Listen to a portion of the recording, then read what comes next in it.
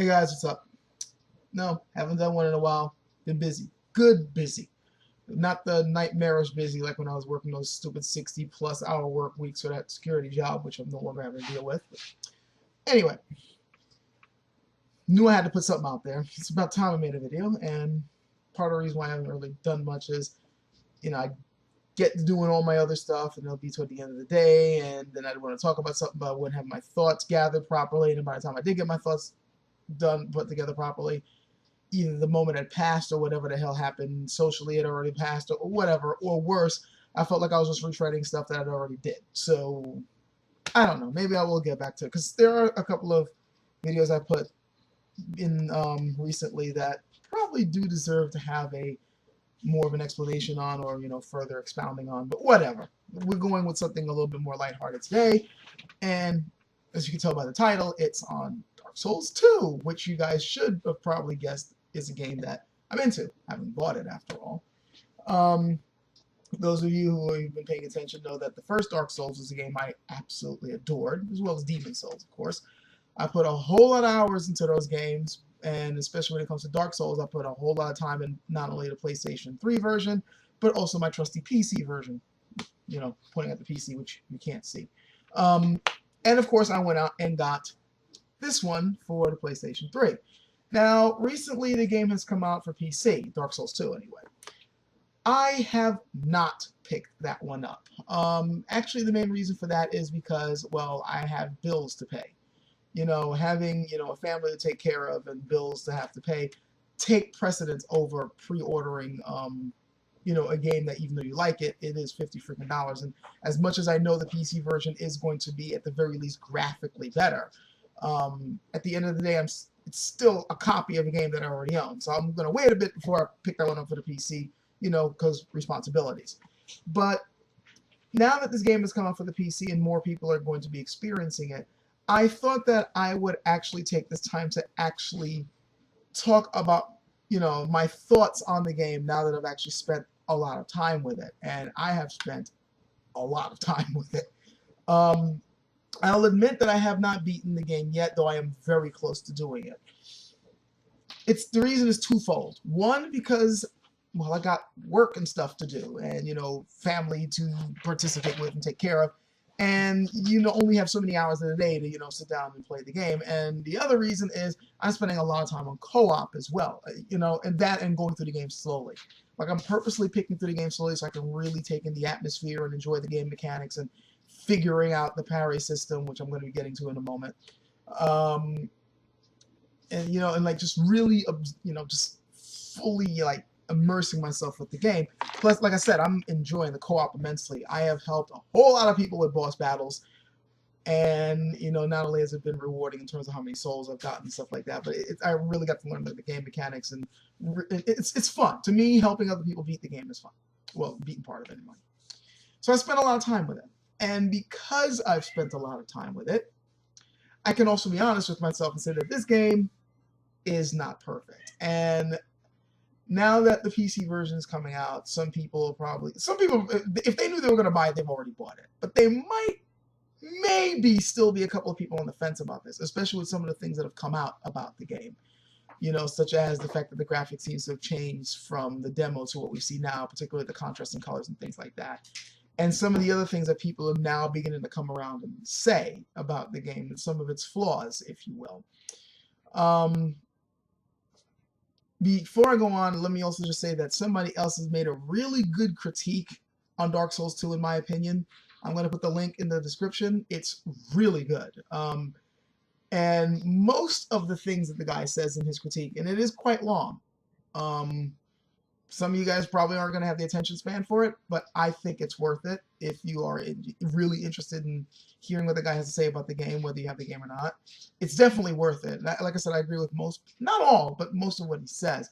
And I guess this is just me adding my own thoughts, my own personal thoughts on the game. For those of you who don't want to wait as long as this video is going to take, do I think the game is worth it? Do I feel like I've wasted my money? No. Am I going to get the PC version? Yes. Do I think the game is perfect? No. It does have some flaws. And if you are going to take away anything from this, or if you don't want to just watch the whole freaking thing through, just take what I just said. Like, the game's great. It's got problems. And if most likely win, considering that Namco Bandai is now the publisher, the main publisher for the game, and they want to push it to make sequels. You know they do. When they do decide to come around to make a Dark Souls 3, my advice, bring back Miyazaki and allow the guys from the original game. Please do this. Because while this game has not gone off the rails, there are signs that it has the potential to. So let me get in on it.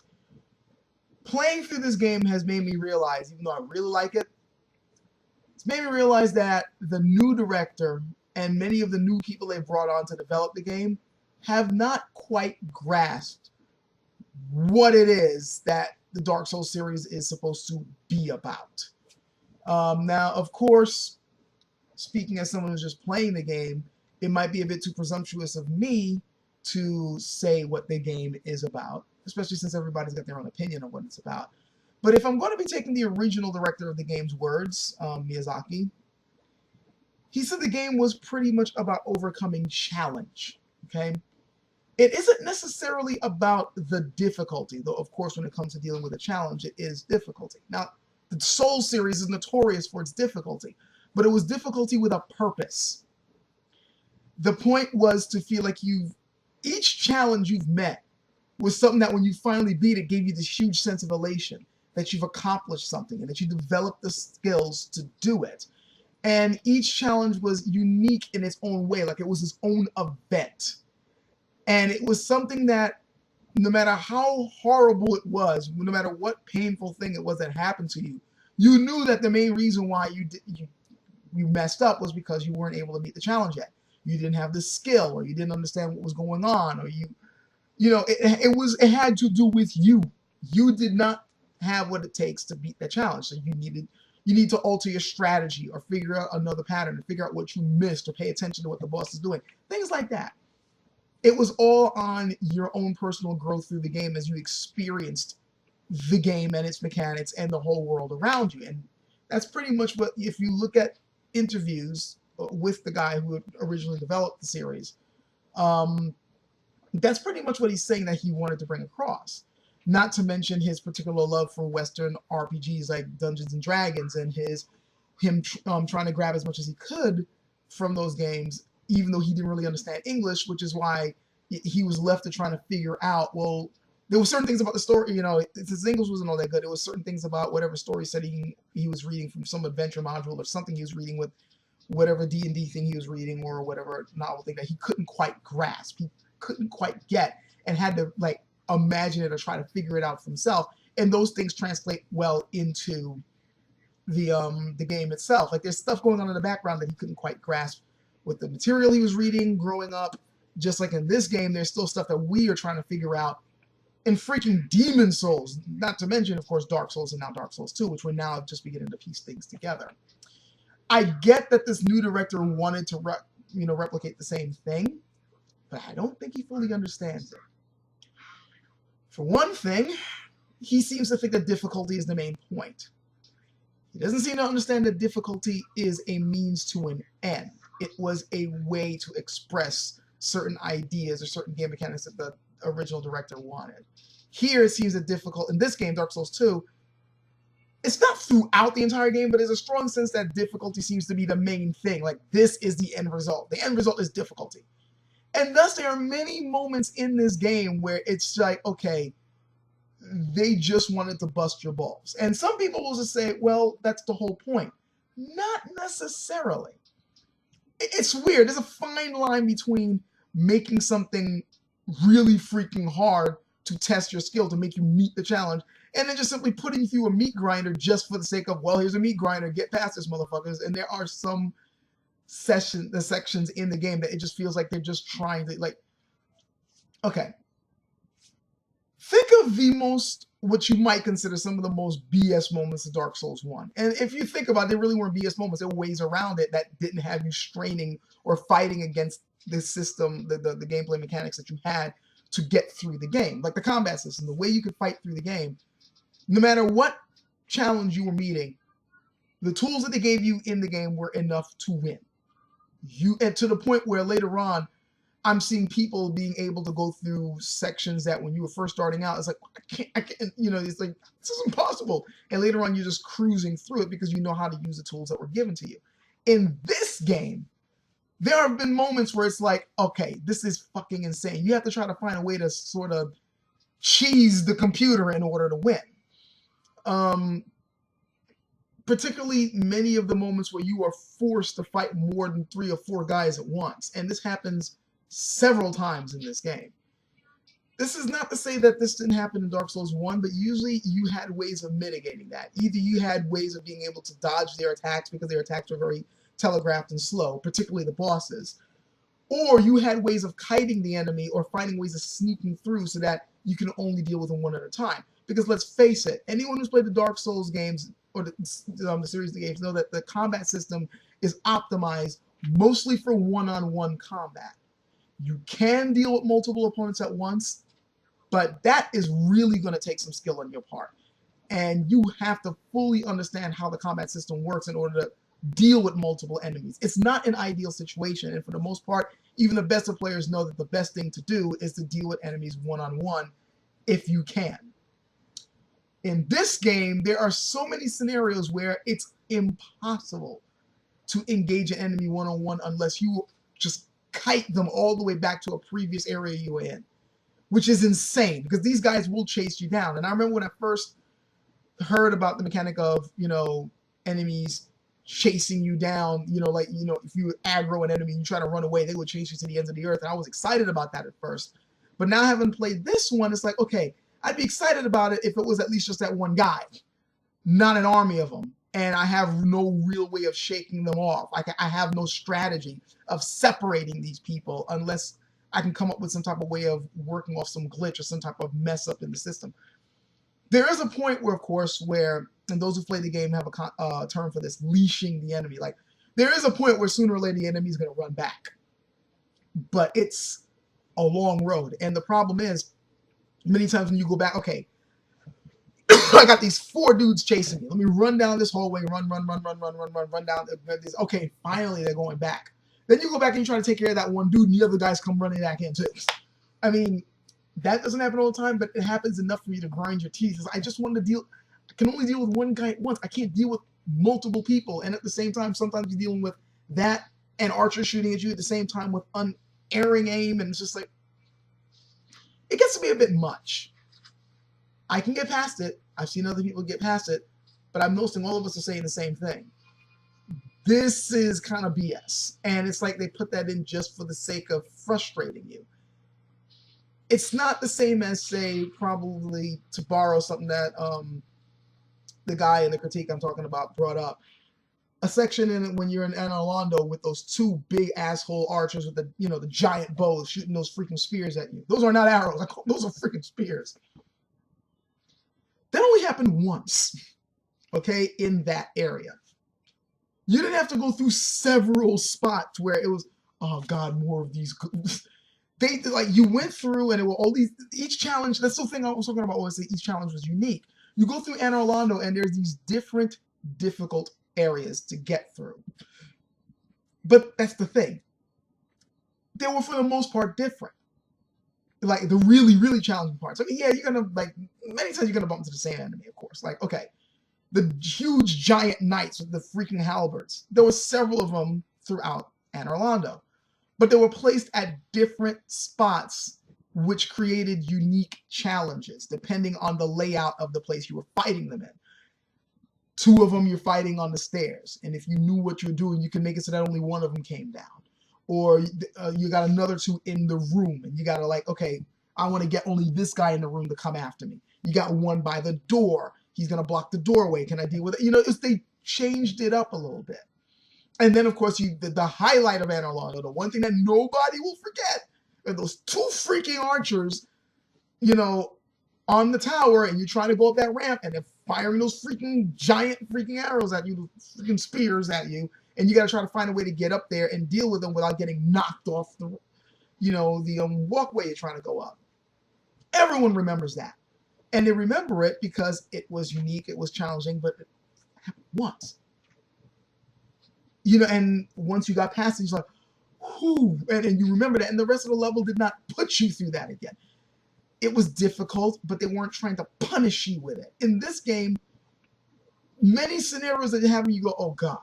You get past it, and then you got to go through it again, and then you got to go through it again, and then you got to. It's like the guy who directed the game didn't seem to realize that you got to have a certain balance with the difficulty that you're giving, the player. There's a means to an end for this.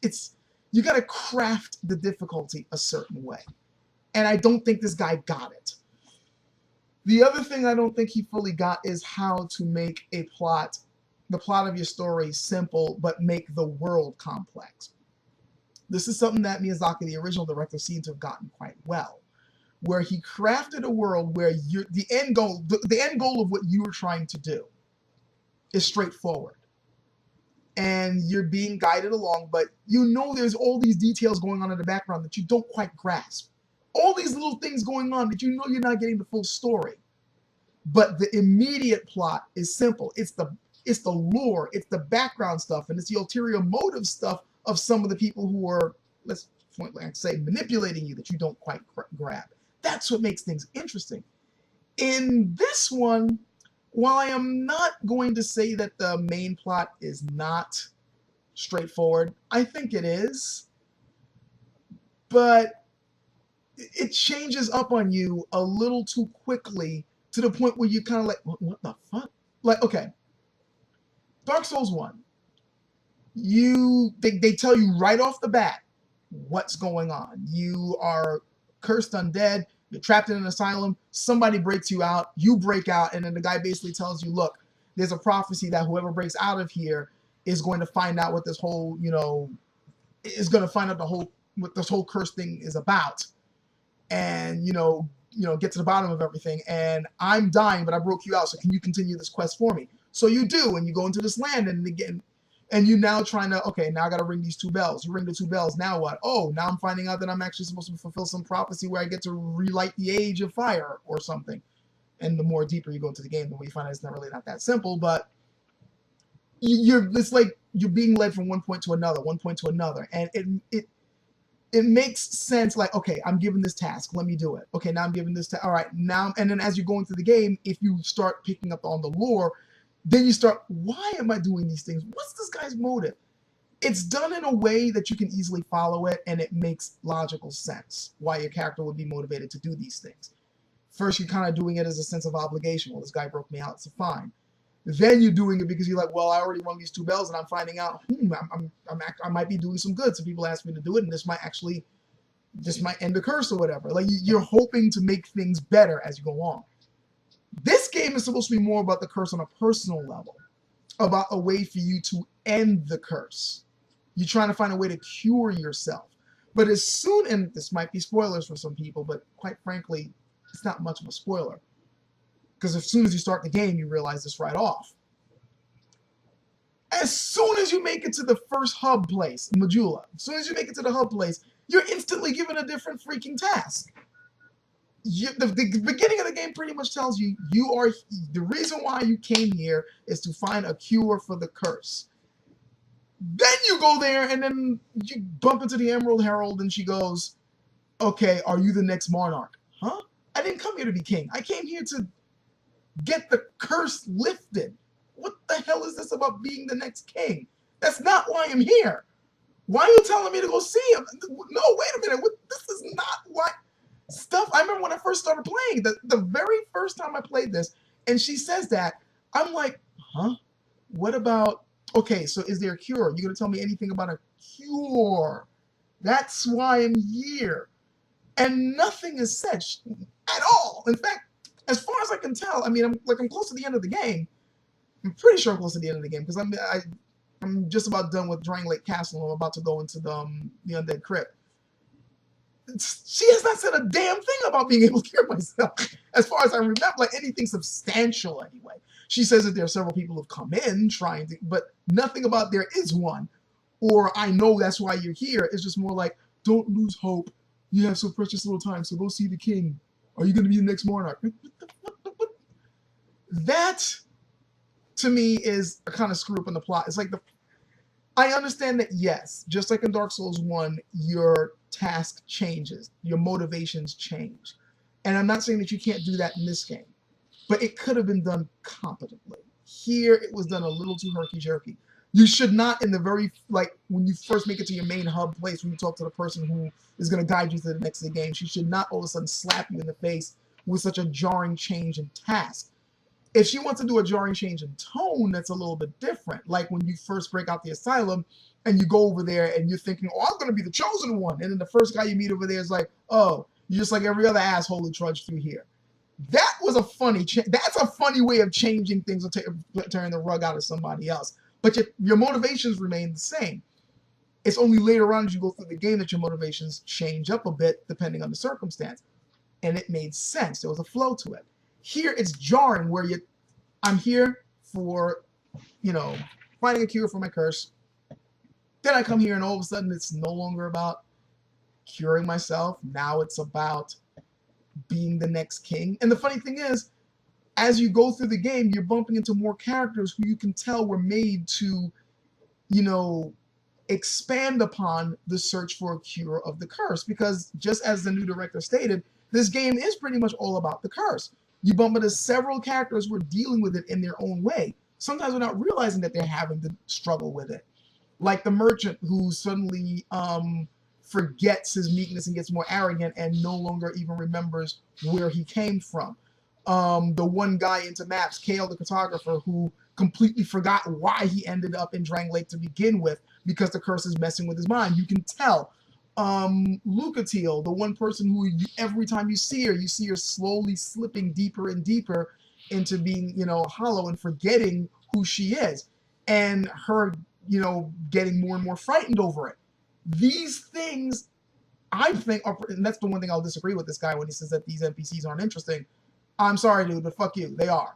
And almost, not all of them, but many of them in their own way kind of help to carry along that theme of struggling with the curse and struggling with being dehumanized as you constantly keep getting killed over and over again and forgetting who you are and why you're there and trying to hold on to your focus. You need a focus in order to keep going.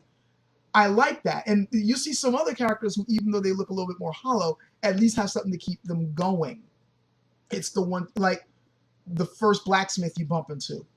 That's his focus. And he seems to be staying, even though he's looking like he's rotting. He's already rotting. He's green, but he's got a focus, and this was keeping him sane. He's forgetting some shit, but his focus is his blacksmithing, and his focus is his daughter, and that's what's keeping him going.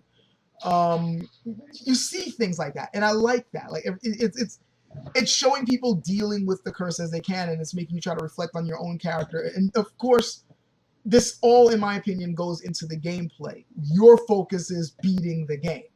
And as long as you're focusing on that, you won't go hollow in terms of you've given up. You've forgotten why you picked up the game in the first place. I like stuff like that. It goes, the plot of it goes into the gameplay. The problem is, you see the characters enforcing one aspect of the story. Struggling with the curse, trying to find a cure. There's a couple of the guys in there. The main reason why they're there, especially Lucatiel, they're there to find a cure. Okay, and then whether or not they make it or not, you got to play through the game to find out. As you're trying to find a cure yourself, but your own motivations, your own task for playing through the game, already radically changed before you even bumped into these people. So you have this little bit of dissonance going on with the plot. It wasn't handled well enough. It's still interesting, but it wasn't done with the fine stroke that Miyazaki put into the other two games, and that kind of is frustrating.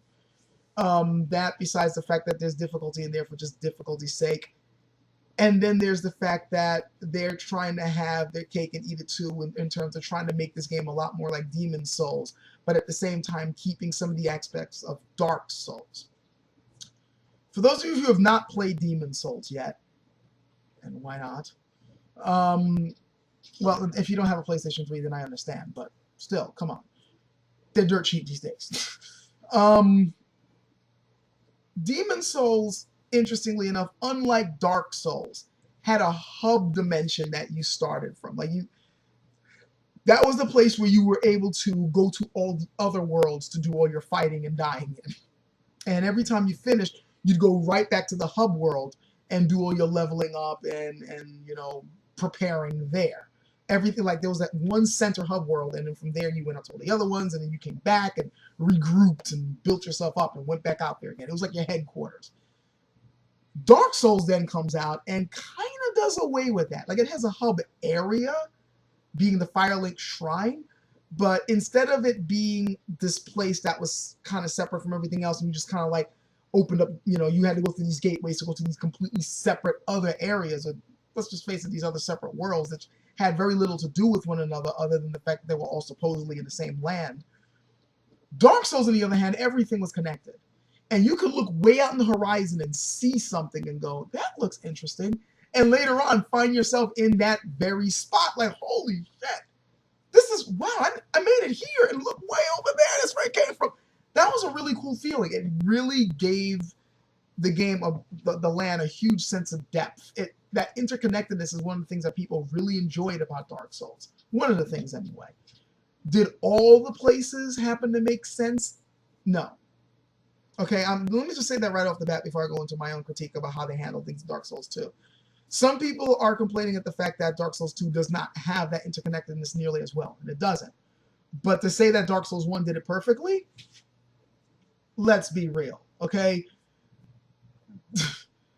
There was a sense of descending in Dark Souls 1 that was done purposefully, actually, where you keep going down and down and down and down and down. It almost feels like you're going to the bowels of the earth, and then here's your shovel, keep digging. And yeah, that was interesting, but the different places you kept going as you descended didn't make much sense if you thought about it. I mean, okay, yeah, when you first start out, you're into the Undead Burg, and then you go down into the lower level where, these kind of shambles. The higher areas, you got the church, and the ruins there looked a little bit more upper class, upscale. Then as you kept going down into the areas where those thieves were and those freaking undead dogs and whatever, that place looked more like a slum. Makes sense if you think you're going to the lower level, whatever. And then now you're going deeper. Now you're into the sewers, and that makes sense. Then you go even deeper. Now you're into the freaking swamps, and then you go even deeper. And then now, in one area you go deeper, and now you're in like this lava type area, right? Kind of makes sense. But if you went on a different path and went even deeper, now you're going through trees, huh? And then now you go even further below, and there's a lake, huh? With that huge dragon. Remember that? The lake and the beach and everything? What's that doing deep underground? And this is below the other area that got flooded. Remember Nulongo? That doesn't make sense geographically. So let's be real. If we're going to be critiquing, Dark Souls 2, saying it wasn't nearly as well connected as Dark Souls 1, well, yeah, but Dark Souls 1 wasn't exactly... Its geographical locations didn't make much sense either when you thought about it. You decided to really think about how they were put together. But I will say this, they were at least put together with more thought, I think, than Dark Souls 2. Dark Souls 2 tried to have their cake and eat it too. They wanted that same hub area that you had in Demon Souls, where, you were going to keep coming back to this one place to do your leveling up, to buy your stuff, to regroup and whatever, which is why so many NPCs end up in Majula and you end up talking to all of them. Why the only way you can level up is to go back to Majula, whereas in Dark Souls, you can level up in any bonfire. Here, no, you gotta go back to the main place, which is just like Demon Souls. But the same thing is they wanted the same interconnectedness where you travel to get to these different spots. The problem is there weren't nearly as many areas where you can kind of see where you came from as you went through. So the land doesn't feel as connected. And some of the ways that it looks, the few times you can see the links, it wasn't done very well. And that's kind of jarring to the people who enjoyed that interconnectedness in Dark Souls 1. Because again, remember what I just said about how Dark Souls 1 didn't do it perfectly. But they did it well enough so that you didn't really think about the fact that it didn't do it perfectly. It snuck past you that, you can't have two water areas, like one here. And then also at the same time, you get the lava area right above that. Come on. But it snuck past you, didn't it? Because it was done well enough, and you were just so well taken in by the level design, and the level design in Dark Souls 1 was save for a few areas here and there. For the most part, it was done really well. It was done. You know, you were able to overlook the places where the logic didn't make much sense geographically.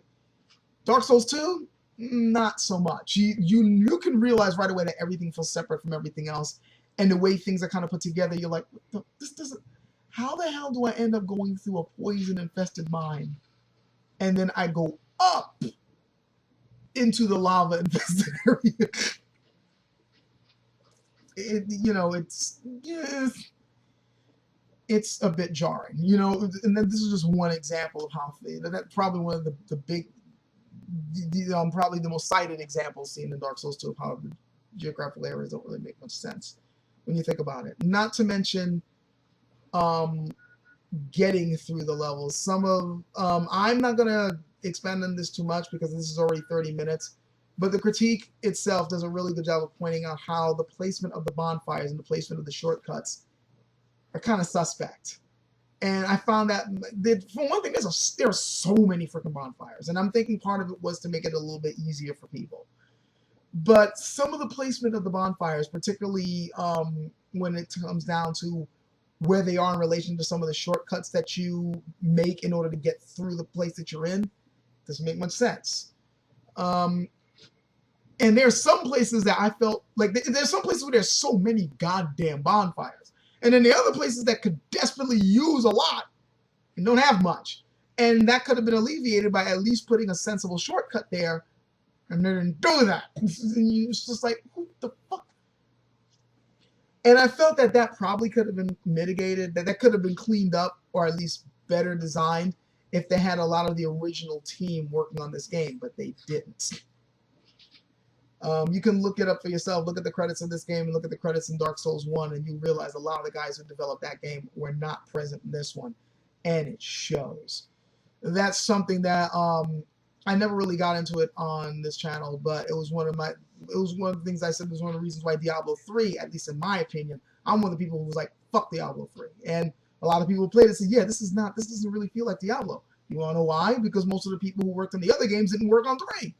It was mostly made by people who worked on WoW, and then you wonder why the game didn't feel right. People matter. When you have people who are really good at crafting something and you take them out and put a whole bunch of other freaking people in there who don't really understand what they're crafting on that task, you're not necessarily going to end up with a product that's going to match the quality of the last one, at least in terms of feel.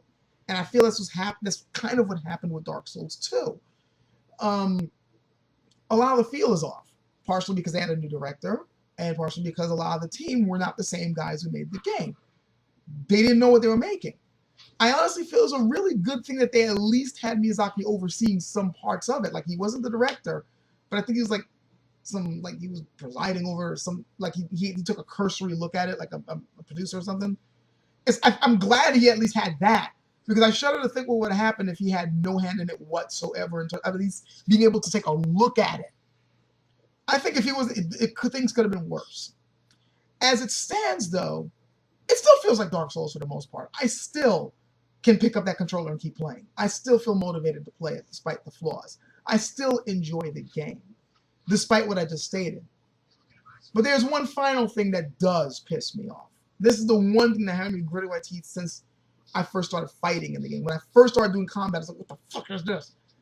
And while I understand why they did this, I think it was a bullshit move, and I think it's the ultimate reason why they need to kick this director out and put Miyazaki back in. And it's the changes to the combat system. Let's get the good things out the way. The fact that they made just about any playstyle you can think of viable was a great idea. If you decide, I mean, granted, the combat is pretty much still based in good old sword and shield combat. That's the safest and probably the best way to get through the game for the most part. For the most part, it will get you through. There are going to be some parts where you're going to kind of want a bow or at least a magic with you. But, you know, and for dealing with most of the enemies around, you got your shield, you got your sword, you're good to go. But, let's say you say, fuck the shield. I want to dual wield. You can do it. And you can do it well. It's not like Dark Souls 1 where it was just a novelty, but it was going to get you killed if you try to get... No. Here, you can do it very freaking well, especially in PvP. You want to go full sorcerer? You don't even want to use any melee combat? Yeah, you can do it. Hell, there's a guy running around right now on YouTube. He's got 2 videos out on it already, but they're really good. He's doing a bow build, just a bow and arrow build. That's it. No other form of combat. He's not using magic. He's not using a sword, shield, just a bow and arrow. And he's doing it well. Hell, it inspired me to build my own bow and arrow character who I got in there right now, already starting out. And so far, it's a lot of fun. I love that about the game. I love the fact that the stat system, even though they revamped it for the most part. It's done pretty well. A lot of the way they did the stats makes a bit more sense, and there no longer is necessarily a useless stat. Like in Dark Souls 1, everyone knew the resistance stat was more or less useless, unless you used a certain build that I did make that I really liked using, where you just pumped resistance and also you turned into the ultra tank. Seriously, it's funny, but it works. In this game, there really was no in Dark Souls 2 there really was no useless stat, and I think for the most part it was done rather well.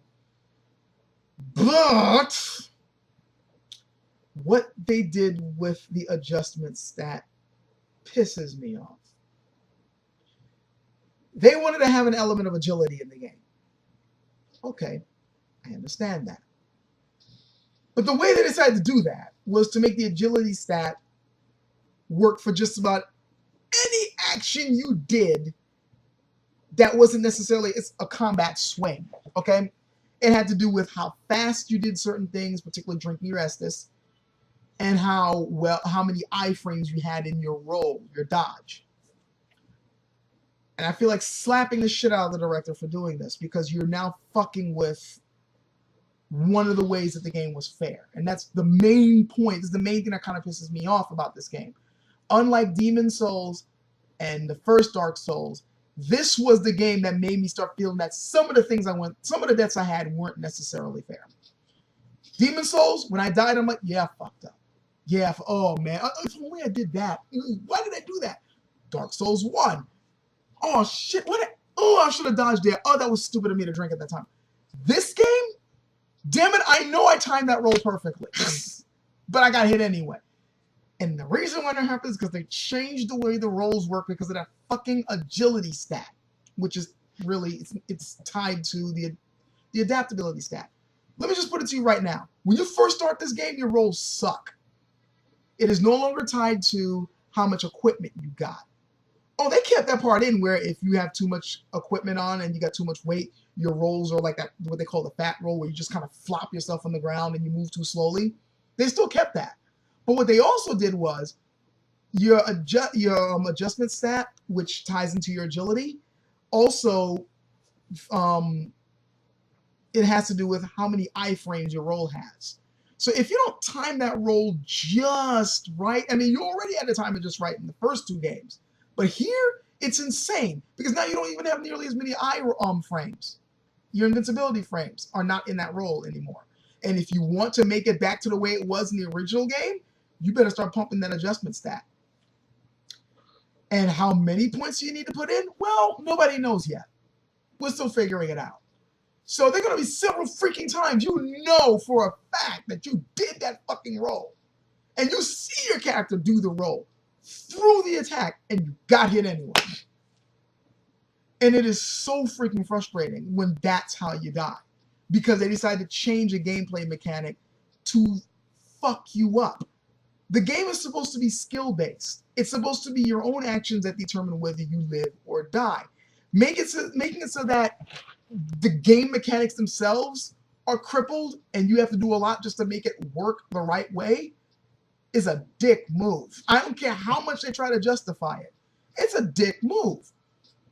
And I can see them arguing, well, think about it in an RPG when you gotta like add to your dexterity score, add to your agility score to make yourself be able to do tumbles better. Okay, so then why did you make the roll animations the same? If you wanted to impart, I would have let this slide a lot better if the roll animations at least reflected that my rolls were crippled. If you made it look different, if you made it not go the distance, or if you made it like look half-assed, then I'd understand. Oh shit, these rolls, damn, this is not going to be perfect. And plus, it will make you time them better because you can see through the animation when's the right time to dodge it with a little bit of iframe you got, which would correspond with the animation. But you get the same fucking roll animations that you had in the last games. You just lessen the iframes in it. That's bullshit. You can't. I mean, this is the thing that you can't do that. If you did the way I just said, it would have made more sense. And plus, if you add to the adjustment stat and the rolls get better, you can show it with the animation to the point where once you get into that sweet spot where the roll looks like the way it did in the last couple of games, then you would have that visual cue of knowing, my character got better. That's how you do it. Didn't do it here. Why, I don't know. And then there's the fact that almost everybody tracks now. And that was done, again, this goes back to, we're just making it difficult for difficulty's sake. We're now going to make almost all attacks track, including bosses. Why the fuck do you have behemoth bosses with slow moves, which are, the whole point is learning the pattern so that you'll be able to dodge their highly telegraphed moves to deal with them. But then you make the highly telegraphed moves, which you got to have that tight amount of response time to get past. You pick just the right moment. Excuse me, sorry. You pick just the right moment to dodge or counter or do whatever you want.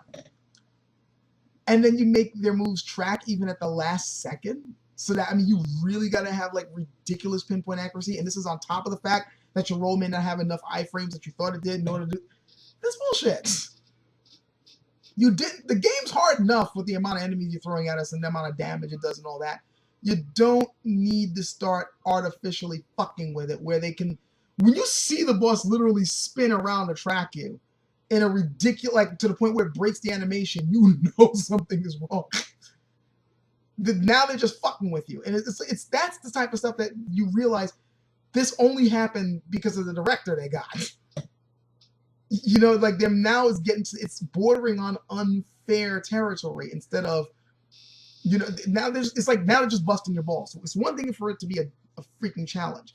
Dealing with a boss, for instance, in a room full of flaming pits while he has huge, gigantic attacks that can smash you at a moment's notice, that's one thing. It's another thing when you're dodging all that shit and at the same time as attacks have ridiculous super tracking. That's just, it's like, wait a second. And this is not me whining and complaining about this game's too hard. Dark Souls. Difficulty's supposed to be there.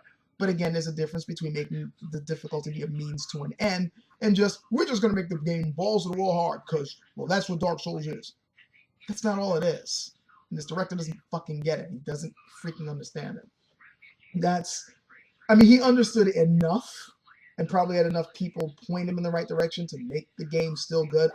I do not, again, for all the shit that I just said, do not think this game isn't worth it. It is. There is still enough good stuff in this game to make it worth the purchase, especially on the PC. The locales, the art direction, the combat is still sweet as hell, especially in co-op and PvP. Lots of fun. The story I still find engaging. The NPCs I really enjoy. Lucatiel, Mira, and Mirabeth are two characters I really liked in the game. So, for some reason, they just rub me the right way. Excuse the expression. And the little bit of lore that I'm picking up, I'm liking. One thing that they did right with the story and the lore is the theme. They say the theme is about the curse, and it's true, but there's another theme going on. And without spoiling anything, trying to spoil anything, keep this in mind if you haven't played the game yet. Rebirth. There's a big undercurrent of rebirth going on in the game, and I really like it. From the way the scenery looks, the way Majula looks, to the dialogue that some people tell you, to what you're finding about the land you're in, you're realizing that the whole thing is about cycles. And I love how it's subtly implemented throughout the story and in the lore, and even with your own character and the people, the bosses and the characters you bump into. The whole thing is about rebirth. And I think it's done well. I think it's done really well. So I enjoy that. The game is worth it, I think. And hell, when I first walked into Hyde's Flaming Tower, that area, took my breath away. I was like, holy shit, this game's awesome. And then later on, the first time I walked into Drang Lake Castle, when I first saw it in the rain and the huge steps leading up to it, I'm like, shit, this is Dark Souls. Like, it's worth it for those moments alone. And for all the complaining I did about the combat, for the most part, most of my deaths were still done because I fucked up. Yeah. There were times when I drank when I shouldn't have drank. There were times when I misread a move. Oh, shit. There were times when I ran in at the wrong time and all of a sudden 5 guys came in. I'm like, and I would say even before I died, yep, I'm dead. A couple of times I actually got it alive, but it's neither here or there. But, you know, I knew you put these little things in there that made me go, please tell me this director will not be there for the third game. You know there's going to be a third game. Namco Bandai is not going to let this get away without making a third one. And all I ask is, please put Miyazaki back in. If Miyazaki doesn't want to do it, beg him to do it.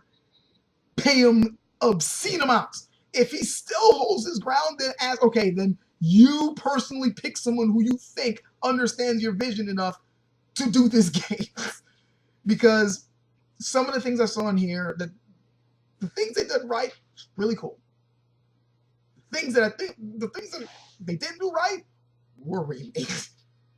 I don't want the third game to carry on the mistakes of this one in the sense of thinking that all this game is about is just difficulty and obtuse storytelling. No, it's about difficulty with a purpose. It's a means to an end, and it's about a storytelling that's simple and unobtrusive. It doesn't have to be obtuse. It doesn't have to, you know, be pretentious. It just basically, you have to basically tell the story as somebody who has a grander story going on, but he's only giving you little bits and pieces, and it's up to you to figure out what the hell's really going on. Just enough clues.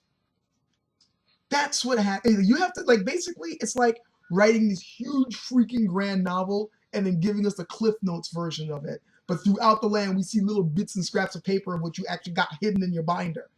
That's what you got to do. I didn't get that much of a sense of that with this game that I did with first Dark Souls. They did it enough to satisfy me and many other people.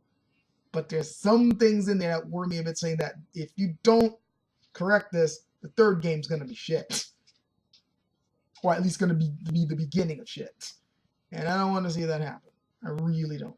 Anyway, sorry this is so long. It's been a while since I've been back on this. And as several of you guys already know, when I'm talking about something I'm passionate about, I can go on forever. Sorry. For those of you who do not have enough attention spans or felt that I was trying your patience with the length of this, I am sorry. But just wanted to get this off my chest. Next video is going to be on Chinese sword stuff, particularly on training weapons. So I hope you guys like that one. But just wanted to get this out the way. Catch you guys later.